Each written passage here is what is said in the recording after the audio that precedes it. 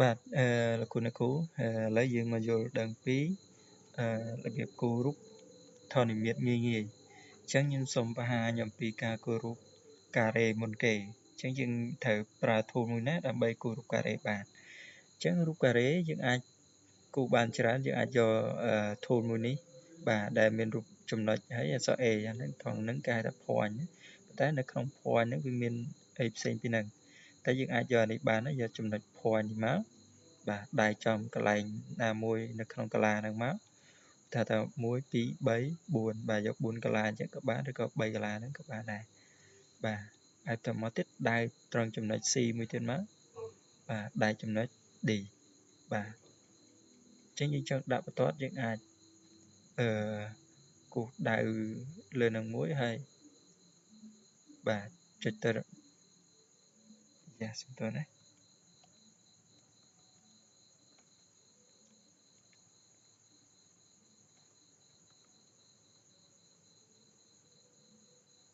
បាទចុចដៅទៅលើវាមួយហើយយើងចូលកន្លែងsegment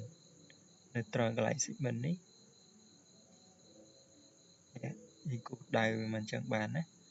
ហើយយើងចុចពី A ទៅ B អញ្ចឹងក៏បានបាទចុចពី C ទៅ D D ទៅ A ហ្នឹងការគូររូបការ៉េអញ្ចឹងអានេះ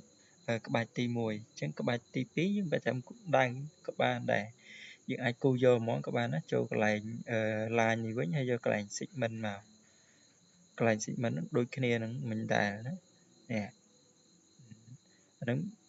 ចុចដៅលើវាមួយទៀតមកដើម្បីតបាទយើងកុំភ័យថាយើងគូសវាគូសរៀងប្រឆិតអត់ត្រង់អានេះមុខងារវានេះគឺវាចាប់ឆក់ទៅរកកាឡាឲ្យត្រង់ហ្មងបាច់ចាំភ័យវាទេចុចមួយទៀតដៅទៅ E នឹងការគូររូបការ៉េចុះគូររូបត្រីកោណអញ្ចឹងការគូររូបត្រីកោណគឺដូចគ្នាយើងប្រើ tool នឹងដដែលណា tool នឹងដដែលនេះ segment ដដែលហ្នឹងណាយើងចុចដៅមួយមករៀងវែងចឹងទៅឧទាហរណ៍អានេះដៅតមកទៀតបាទដៅតមកទៀតមកបាទពីចំណុចមួយទៅចំណុចមួយហើយភ្ជាប់មកកន្លែងដៅវិញមកនេះជារូបចតុកោណកែងអញ្ចឹងយើងចង់គូររូបត្រីកោណរូបត្រីកោណយើងប្រើអានឹងដដែលក៏បានដែរ segment ហ្នឹងបាទគូយកហ្មងក៏បានដែរចុចដៅហ្នឹងមកបាទទៅដៅនឹងមួយទៀតបាទអានេះទៅដៅនេះមួយទៀតបាទពីចំណុចហ្នឹងទៅចំណុចដើមបាទនេះរូបត្រីកោណត្រីកោណនេះគឺយើងមើលខ្លួនឯងណាថាប្រវែងពី M មក N ហ្នឹងប្រវែងប្រមាណហើយពី N ទៅ O ហ្នឹងប្រវែងប្រមាណហើយពី O ទៅ M ហ្នឹងប្រវែងប្រមាណអញ្ចឹងយើងអាហ្នឹងយើងនឹងសិក្សាលម្អិតផ្សេងទៀតយើងនៅក្នុងតារាងនេះឬក៏យើងអាចមើលផ្ទាល់ភ្នែកនឹងកាឡានេះក៏បានដែរតែយើងមើលអញ្ចឹងយើងអត់សូវដឹងថា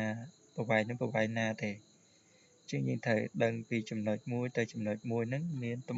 ប្រវែងប្រមាណសង់ទីម៉ែត្រអញ្ចឹងណាប៉ុន្តែអានេះយើងរៀនពីការគូររូបធននិមិត្តងាយៗសិនឲ្យស្គាល់សិនបើយើងចង់ឲ្យវា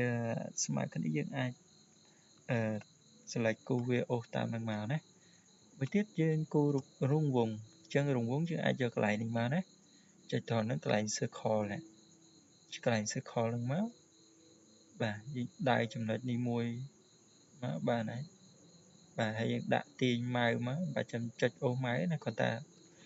កវាសម៉ៅមកវារីកប៉ុណ្ណឹងហើយយើងចុចคลิกម៉ៅឆ្វេងមួយទៀតមកដើម្បីដៅហើយវាប្រឡែងឲ្យយើងណាអញ្ចឹងបានរូបរង្វង់ហើយនឹងជារូបធននិមិត្តងាយៗណាមួយទៀតខ្ញុំប្រាប់ពីរបៀបយើងទាញអក្សរ A B C ហ្នឹងណាកុំឲ្យវាជាន់នៅក្នុងកាឡាឬនៅត្រួតនៅលើបន្ទាត់អញ្ចឹងយើងអាចចាប់ទាញវាបានអក្សរឧទាហរណ៍ថាអក្សរ N នេះវានៅក្នុងបាទអញ្ចឹងយើងអាចចុចទៅលើអក្សរ N មកអីណាបាទ